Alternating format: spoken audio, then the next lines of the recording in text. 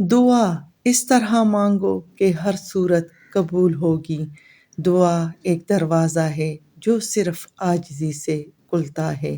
حدیث مبارک رسول اللہ صلی اللہ علیہ وآلہ وسلم نے فرمایا، اللہ سبحانہ وتعالی حیا والا اور کریم ہے۔ جب اس کا بندہ اس کے سامنے ہاتھ اٹھاتا ہے تو وہ شرماتا ہے کہ اسے خالی لوٹا دے۔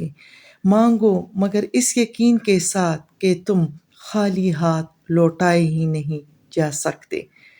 آنسو جب سجدے میں گرتے ہیں تو رحمت آسمان سے نازل ہوتی ہے۔ اگر تم چاہتے ہو کہ تمہاری دعا رد نہ ہو تو یہ 4 باتیں ہمیشہ یاد رکھو۔ دعا مانگتے ہوئے دل میں یقین ہو کہ میرا رب سن رہا ہے، وہ ضرور دے گا، کیونکہ اللہ سبحانہ وتعالی فرماتے ہیں، میں اپنے بندے کے گمان کے ساتھ ہوتا ہوں۔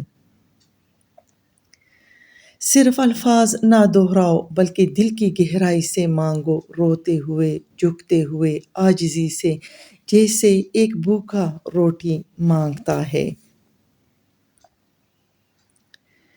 صرف مصیبت میں ہی نہیں، خوشی میں بھی اللہ سبحانہ وتعالی کو ہمیشہ یاد رکھو، وہ تمہیں دکھ میں کبھی اکیلا نہیں چھوڑے گا۔